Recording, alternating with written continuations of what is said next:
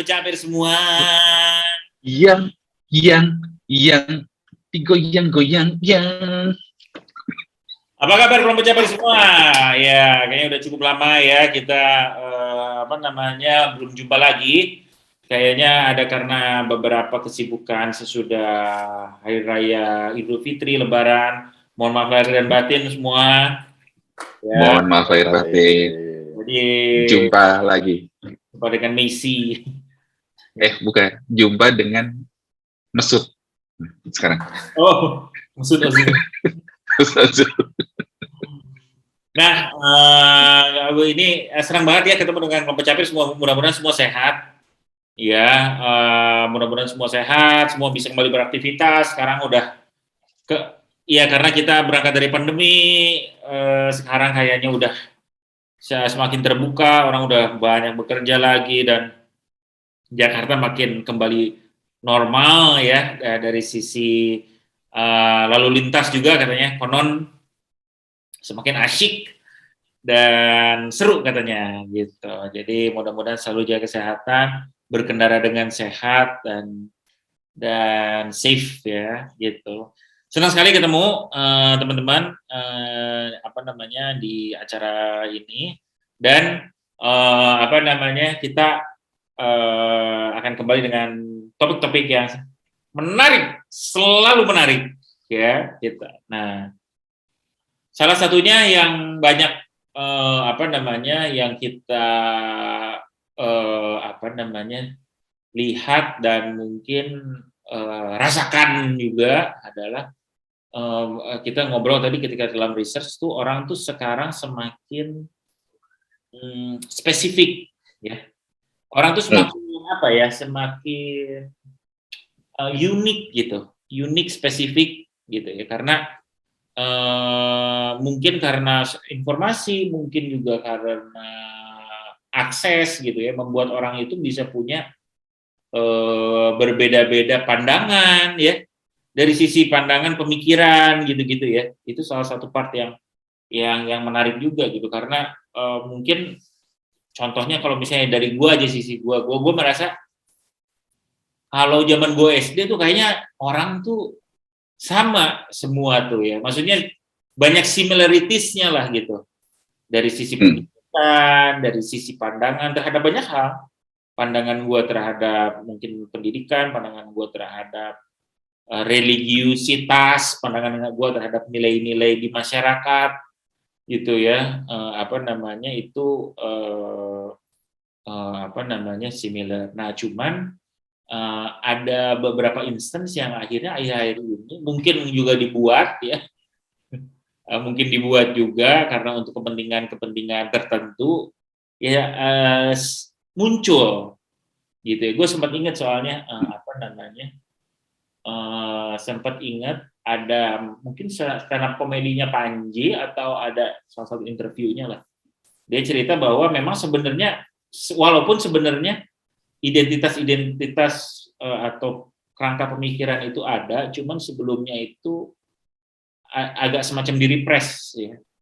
Kayaknya zaman mungkin ada kalau itu tuh zaman untuk di Indonesia ya, konteks Indonesia Orde Baru tuh kebanyakan kan thinkingnya sama kayak gitu ya ininya ya, bukan sama atau dipaksa sama atau kayak gimana atau diarahkan biar sama.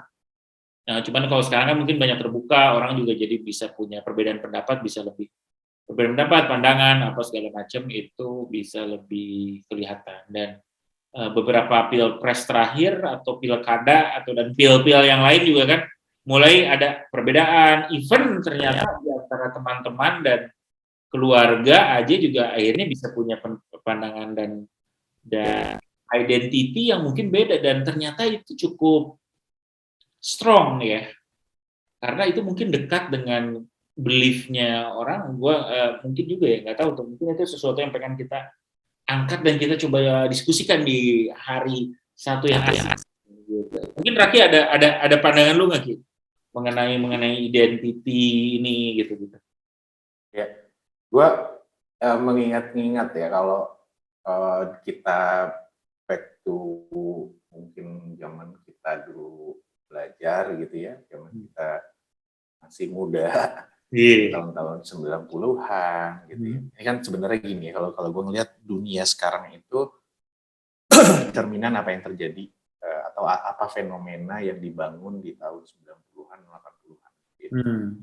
Nah, fenomena waktu itu adalah orang beramai-ramai bicara masalah perubahan Hmm. gitu. Hmm. Jadi kalau kita ingat ya popular books zaman-zaman itu tuh kita ngomongin masalah Rich Dad Poor Dad gitu. Hmm. Terus ada Who Moved My Cheese itu. Sebenarnya intinya adalah semua how to strive for living gitu ya, mencari yang paling optimal, mencari yang paling baik. Dan gue ingat satu buku adalah Who Moved My Cheese. Ini Differentiate or Die. Itu agak ingat juga. Oh iya. Jadi Benar. itu juga ngedorong bahwa lo harus beda, lo harus spesifik, lo harus kelihatan gitu-gitu ya. Kayaknya itu yang juga membentuk dunia sekarang gitu. Sebenarnya kalau kita lihat kayak kebetulan sekarang kita udah bicaranya di internet gitu ya, kita bicaranya digital. Sekarang kita bicara sosial media gitu ya. Itu memang fokusnya adalah ya lo makin menarik, makin beda gitu ya, itu juga makin terlihat gitu kan, makin makin banyak followers, makin banyak viewers dan lain-lain, makin banyak subscribers dan lain-lain. Kayaknya itu juga jadi salah satu pendorong gitu ya. Jadi sekarang kayak dunia tuh di shape untuk lo harus kelihatan siapa identitas lo harus kelihatan lo di arah mana, lo pendukung siapa kalau kita bicara polarisasi di tahun 2014 kemarin. Nah sebenarnya gue inget juga 2004-2019 ya, gue inget juga pernah ketemu seorang futuris. Jadi ini nggak terjadi di Indonesia doang gitu ya, gue ketemu seorang futuris di Amerika, waktu itu gue di Singapura, dia orang Amerika kalau nggak salah. Futuris tuh sebuah profesi yang mereka sebut Menarik mereka juga ya, futuris. menganalisis masa depan, namanya futuris. Daihatsu Ada tuh. futuris. Jadi title-nya dia futuris gitu.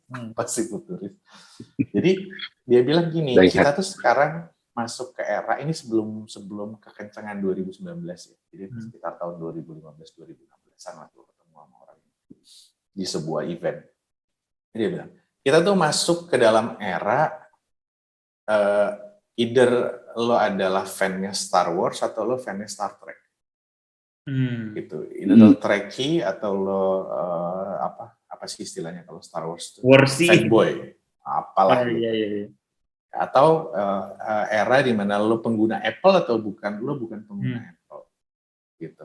Jadi hal-hal itu tuh sekarang jadinya kenceng gitu ya di dunia, dan itu salah satu bentuk identity gitu ya. Nah, kita lihat di Indonesia somehow kita juga melewati masa lo kelihatan lebih religius dan tidak lebih religius itu juga ditonjolkan gitu ya. Terus ada yang even yang tidak religius atau yang lebih ke bebas gitu ya, kelihatan bebas itu juga orang lebih ditonjolkan. Orang preferensi gender juga makin ditonjolkan karena semua orang pengen ngasih lihat dia itu siapa. Jadi kita masuk ke era yang seperti itu, dan mungkin bukan masuk ya, bahkan kita sudah ada di dalam, atau gua sih malah ngerasa ini akan somehow akan mulai makin lewat. Karena sekarang bahkan ya kalau gue lihat di beberapa kejadian apalagi setelah pandemi ini, orang justru mulai makin ini kalau di internet ya, orang malah makin ingin menyembunyikan identitas. Jadi masalah privacy juga sekarang mulai jadi isu. Gitu. Jadi kalau diperhatikan sekarang banyak juga orang-orang di YouTube yang nggak mau face reveal. Dia pakai masker, dia pakai topeng, dia pakai segala macam. Bahkan di Zoom aja ya, kalau kita lihat trennya sekarang dikenalkan avatar gitu kan. Tujuannya apa sebenarnya? Untuk nggak face reveal kan, untuk nggak kelihatan kalau identitas kita siapa. Jadi memang identitas gitu itu menjadi salah satu isu yang menurut gue cukup besar ya, cukup besar, kemudian cukup penting buat masing-masing orang gitu. Dan apalagi di dunia kita punya dua dunia sekarang, dunia fisik dan dunia digital, dunia non fisik, dunia virtual. Ini juga orang juga macam-macam. Ada yang dia di dunia fisiknya seperti ini, tapi di dunia virtual dia pengen punya identitas yang beda. Karena ibaratnya lo kayak ngeriset nih, gue di fisik di dunia bener gue seperti ini, gue pengen di dunia virtual gue pengen jadi orang yang berbeda di sana. Gitu. Nah itu juga banyak terjadi. Gitu. Nah, somehow kita krisis ya menurut gue, krisis identitas. Menurut gue sih ya, pendapat gue nih kita lagi krisis identitas, mencoba sini, mencoba ke sana, mencoba menjadi ini, mencoba menjadi itu. Yang apa namanya, yang pengaruhnya kemana-mana sampai ke preferensi kita membeli barang gitu ya. Makanya orang-orang customer, orang-orang apa namanya, apa sih istilahnya, consumer produk, orang yang peduli sama market gitu ya, orang politik gitu.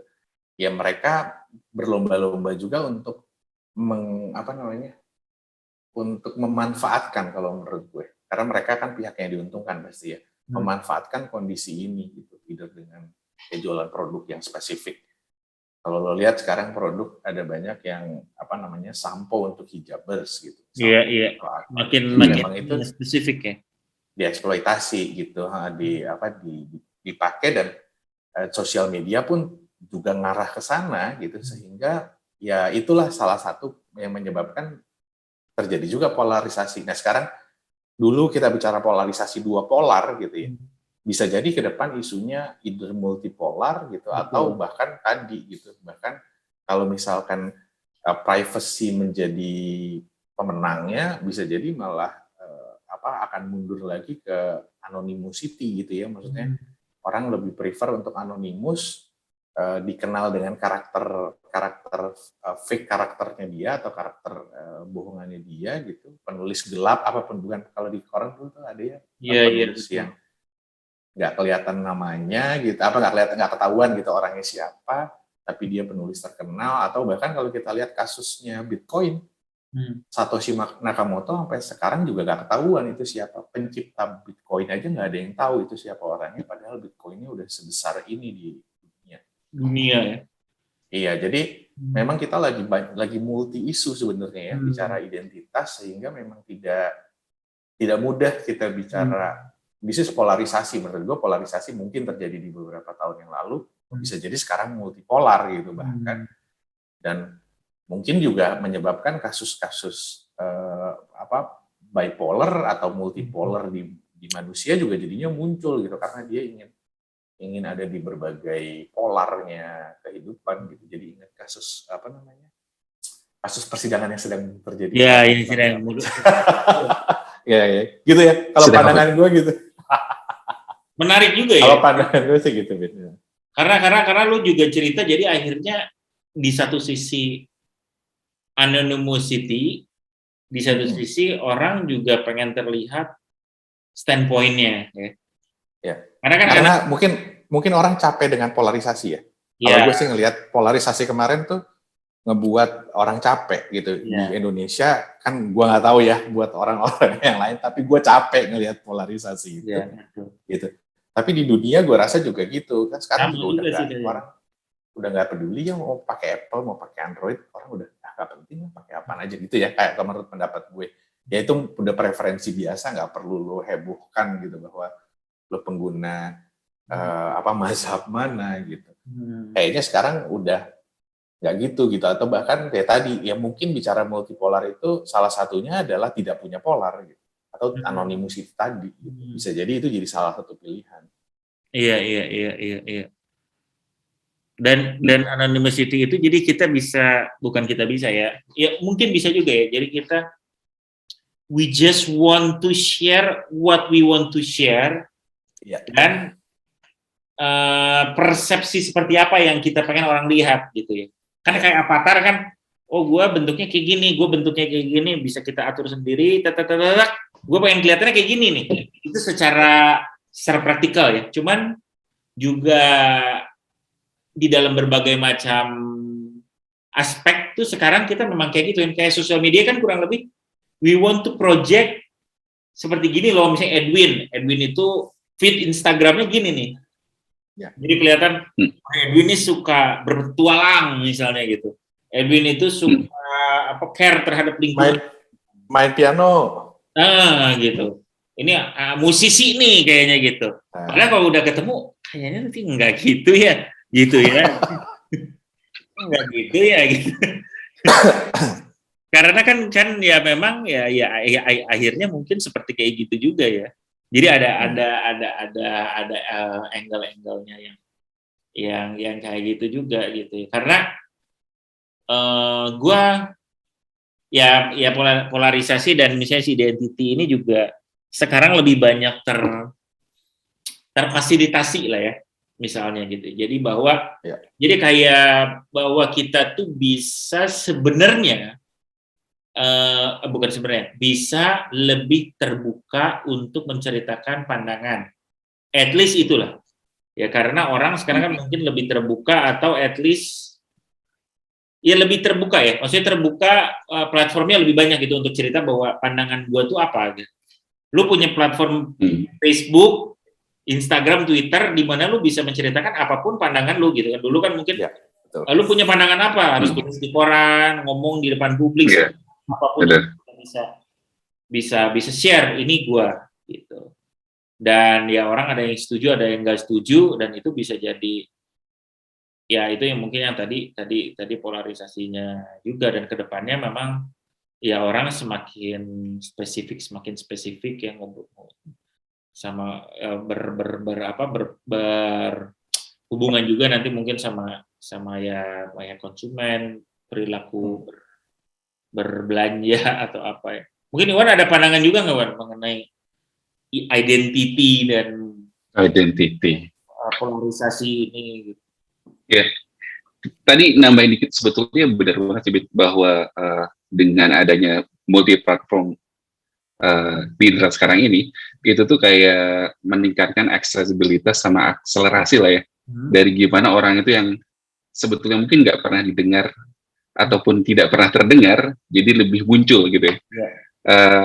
Menurut gue kecenderungan orang itu ingin mereveal perasaannya itu kayak gimana sih, dan dia pengen didengarkan oleh orang lain, dan itu difasilitasi dengan internet dan si platform media sosial lainnya.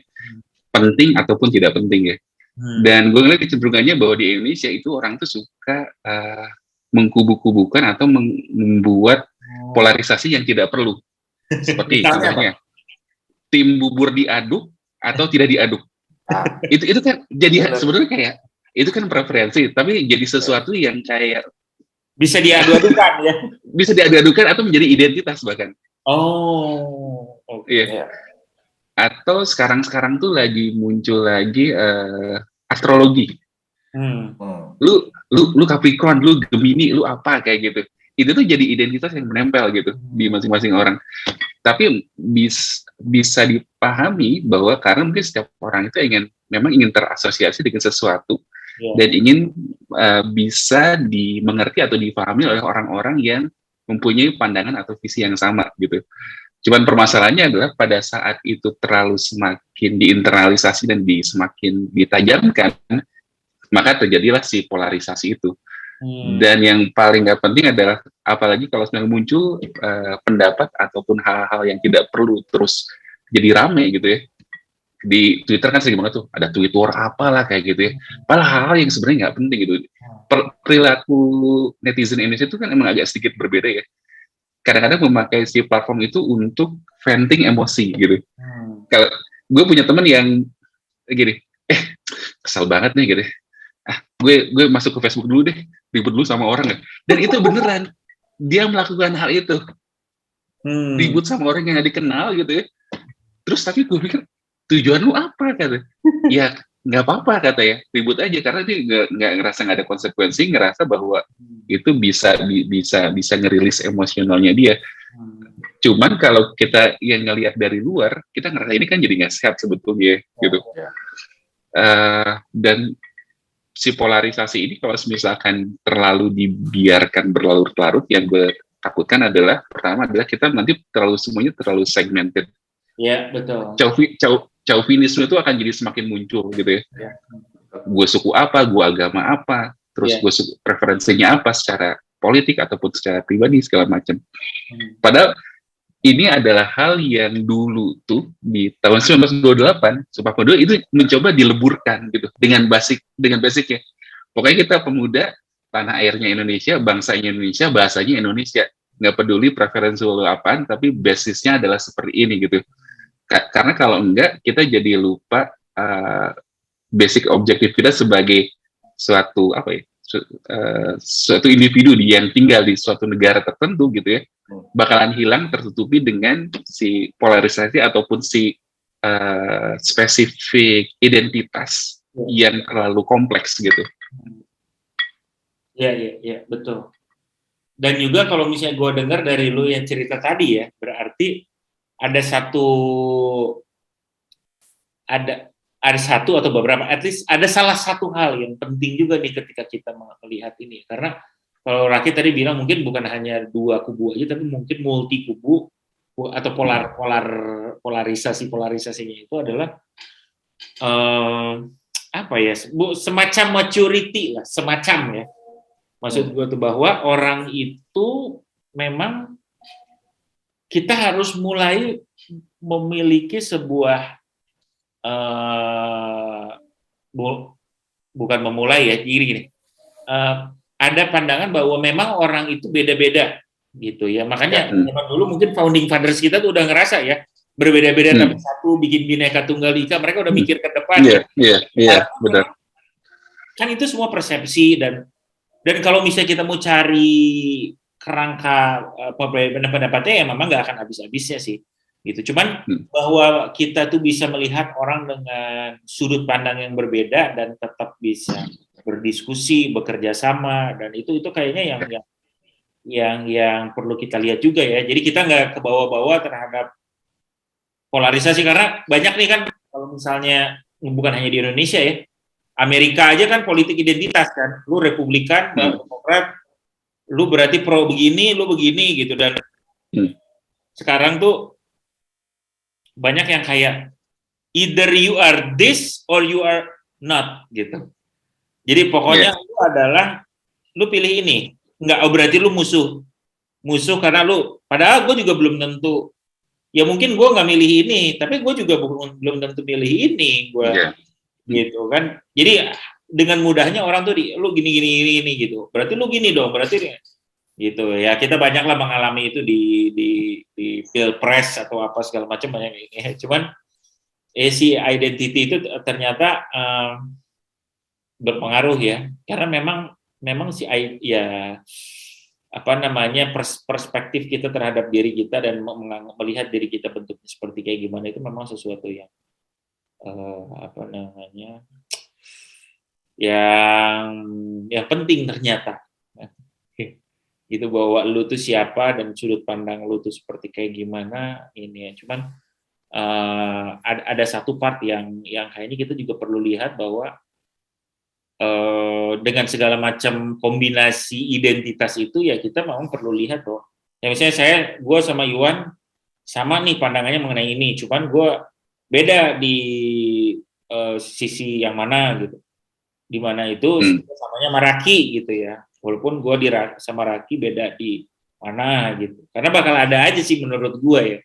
Dan kalau itu dijadikan bahan untuk jadi cari-cari perbedaan sih ya bakal banyak sih gitu sih si identity ininya ya. Jadi karena unik, makin kesini makin unik sih ya. Jadi dan juga mungkin karena akses informasi yang sangat luas kali ya, dan interpretasi orang terhadap informasi kan mungkin juga beda ya.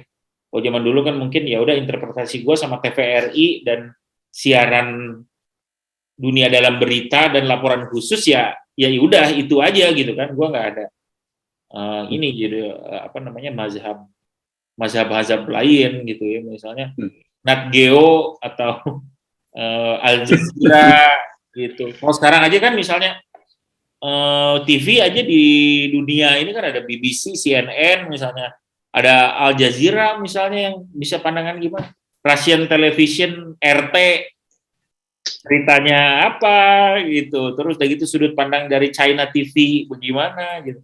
menarik juga tuh untuk melihat propaganda dari masing-masing negara dan akhirnya orang melihatnya begini, ininya jadinya begini. Jadi apa Ya. itu sih mungkin. Kenapa Ki? Ya, dan apa namanya, makanya kalau gue sih mikirnya gini ya, gue dari dulu ya, dari zamannya polarisasi zaman itu, dan gue rasa kita bertiga sama. Dari zaman itu gue selalu ngerasa sesuatu yang berlebih-lebihan itu tidak baik, seperti lagunya Rhoma Irama ya. Sesuatu yang berlebih-lebihan itu tidak baik gitu. Jadi Coba tolong dinyanyikan. lupa gue exact liriknya apa. Jadi kalaupun kita mendukung sesuatu atau kita suka sesuatu ya biasa aja kan gitu ya.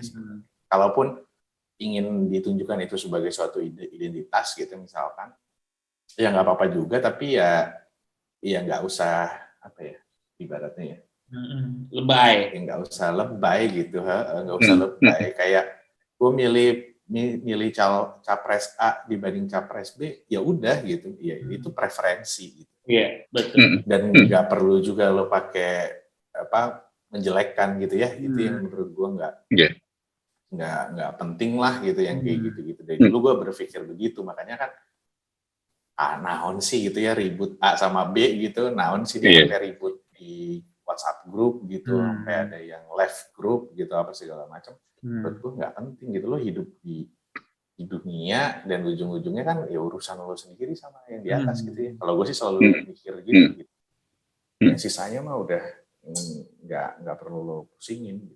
Jadi even nanti menurut gue ya mau nanti jadi multipolarnya kenceng, mau bicara masih kita polarisasi ini akan terjadi, kemudian apalagi sekarang Cina sama Amerika Barat dan Timur mulai kenceng lagi gitu, ini kan bicara polar juga sebenarnya. Terus nanti kita ngelihat pilpres ya, belum pilpres nih yang dari sekarang juga udah digoyang juga gitu ya, ini akan masuk ke polar mana. Sekarang sih masih sehat menurut gue, masih bicara siapa unggul siapa tidak unggul. Ya mudah-mudahan nggak ada yang make cara-cara yang nggak pas lah ya gitu. Betul. Cara-cara memecah belah. Yang memecah belah. Iya. Betul. Yang menurut gua nggak penting. Ya harus lebih sehat lah gitu kalau mikir si kejelekan orang lain atau kejelekan sesuatu paham. Ya udah gitu, terus apa gitu, nggak usah dilebihin. Iya betul. Iya. Gitu sih. Dan mungkin yang paling diwaspadai adalah pada saat kita terasosiasi ataupun jadi suatu spesifik grup tertentu, kita pasti akan menjadi target market, either itu produk, marketing, ataupun ya itu dia ideologi tertentu gitu. Kayak yang sekarang trendingnya untuk marketing tuh sekarang tuh lebih bergerilya ke area-area yang kecil. Kan kalau dulu kan kita suka pakai influencer yang gede, followersnya jutaan tuh ya. Nah sekarang tuh si marketing company itu pakainya itu key opinion leader yang punya follower spesifik, tapi dilihat ini bahkan punya impact yang cukup spesifik gitu. Karena ngerasa bahwa ini orang ini kalau misalkan ini orang yang ngomong ke followersnya itu pasti bakalan diikutin dan punya impact yang langsung kena gitu. Nah bayangin ini kalau misalkan si hal ini dipakai untuk hal yang sifatnya besar, kayak misalnya nanti pilpres segala macam gitu ya. Yang kita takutin adalah pembentukan opini yang tidak benar sih. Iya. Betul. Menurut gue. Jadi siapapun pemimpinnya menurut gue, atau apapun yang lo pilih, biasa aja. Pesan gue sih. Betul. Biasa aja. Betul. Jadi jangan jadi kita yang dipakai gitu ya. Iya benar. Betul. Kita hanya jadi alat dan tunggangan. Iya betul.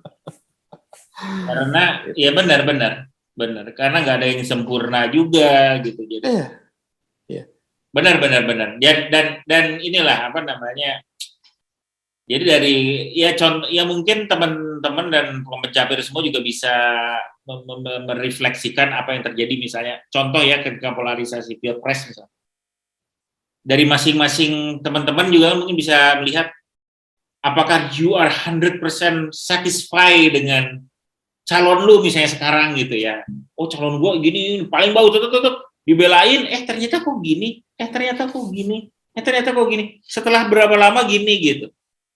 Terus juga jangan wah udah langsung patah arang apa, karena memang ya juga apalagi politik ya, kepentingan abadi ya gitu ya. Jadi ya lu ya santai aja, bukan santai aja maksudnya ya kita pilih kita karena yang jauh lebih penting itu tuh sebenarnya adalah ya bagaimana kita memastikan ya gimana ya gue bilang ya. Jadi ya of course itu penting, tapi itu bukan jangan mengakibatkan hal-hal kritikal lain yang penting juga itu justru jadi nggak bisa terlaksana gara-gara itu gitu, gara-gara kita mungkin nggak mau untuk bukan mengerti lah ya, at least tahu bahwa orang tuh ada yang akan beda pandangan dengan kita gitu. Beda pandangan karena polarisasi udah makin luas lah, makin luas gitu. Jadi kayaknya teman-teman juga kalau cari punya teman baik gitu ya, mungkin nggak semuanya setuju mengenai semua hal gitu. Mungkin gue juga gue sama Iwan nggak setuju nih gini, atau gue sama Raki kayaknya Raki pengennya gini, gue pengennya gini gitu. Ya susah juga kalau misalnya. Jadi ini merupakan kelompok pencapir bisa melihat ya ini identitasnya. Jadi karena identitas bisa dilihat dari berbagai macam aspek ya Ki ya. Tadi itu ada yang ini mungkin kita bisa lihat sedikit atau apa ya ininya. Benar-benar boleh. Ada at least yang si prisma si heksagonnya itu untuk melihat bahwa ini identitas kita nih ya. Jadi air heksagonal. Iya, heksagon. Ini yang bisa dijual lagi ya. Nah, ini adalah sebuah contoh di mana at least ini yang terpetakan di grouping aja gitu ya. Ini bisa jadi ya beda-beda gitu dari medianya, society-nya gitu ya, terus begitu politik atau demografi, teknologi. Karena mungkin nih dari gue sih terakhir tuh ini, karena kalau misalnya kita lihat ini bisa jadi ini adalah basis polarisasinya atau basis sebenarnya kita mencari kesamaan juga gitu ya. Iya, betul. Iya, benar. Jadi kita tergantung dari mana kita pengen memakainya gitu. Jadi misalnya gue sama ini beda banget, tapi kalau dilihat dari sisi misalnya society, gue tuh nyambung loh ternyata di community ini, atau misalnya medianya tuh ternyata ini gitu gue tuh gitu. Mencari kesamaan ya Bin, bukan mencari perbedaan. Betul. Itu jadi intinya tuh. Tuhan memang sama, satu kita yang tak sama. Nah itu kan, itu salah satu tuh kampanye polarisasi. Tapi kita sama-sama suka beng-beng. Apapun makanannya, minumnya teh botol terus. Cari kesamaan. Gitu, jadi asik nih. Gitu. Ini menarik juga ya. Ini ada beberapa namanya future identity, karena makin kayaknya ini ada ke masa yang akan datang akan semakin beragam kali ya ininya ya, yang beda-bedanya gitu ya. Jadi dari society beda-beda, jadi ininya politiknya gini gitu, regulasi apa. Akan semakin kompleks lah kita bicara identitas tuh, nggak semudah kita dari ras apa dan segala macam. Ya, betul. Sampai ke pandangan-pandangan kita akan sesuatu. Kalau gue lihat sih akan begitu. Nah, cuman kompleksitas ini ya tadi bisa jadi lo buat perbedaan keras atau lo cari persamaan. Cari persamaan untuk bisa ngobrol sesuatu, untuk bisa berkolaborasi sesuatu gitu. Betul. Nah, itu yang menurut gue cukup penting sih. Menarik. Oke, kelompok pencapir ya, ini adalah bahasan kita hari ini ya mengenai identity. Silakan diresapi dan juga di-share ada pandangan apa, kenapa, karena kita tertarik dengan ini karena memang fenomenanya di masyarakatnya ada juga, dan ke depannya akan lebih banyak juga, dan kita ingin juga share bahwa akan memang beda-beda juga, dan ini bisa jadi bisa tergantung kita mau pakainya kayak gimana nih Iya. si diversity ini atau keberagaman ini ya dari. Jadi lo gengnya Johnny Depp atau Amber Heard? Wah, Ini siapa tuh namanya? Camila siapa sih? Iya, gue Camille Vasquez aja. bebas. Gitu. Menarik. Iya. Alright, kalau gitu terima kasih banyak Kelompok Capir. Ya, sampai ketemu di sidang Kesempatan lainnya. berikutnya. Ini kesempatan lain. Oh, kemarin udah closing Ya. closing. Udah closing, udah nggak ada lagi ya berarti. Iya. Oke, bye-bye. Oke, bye. Bye-bye.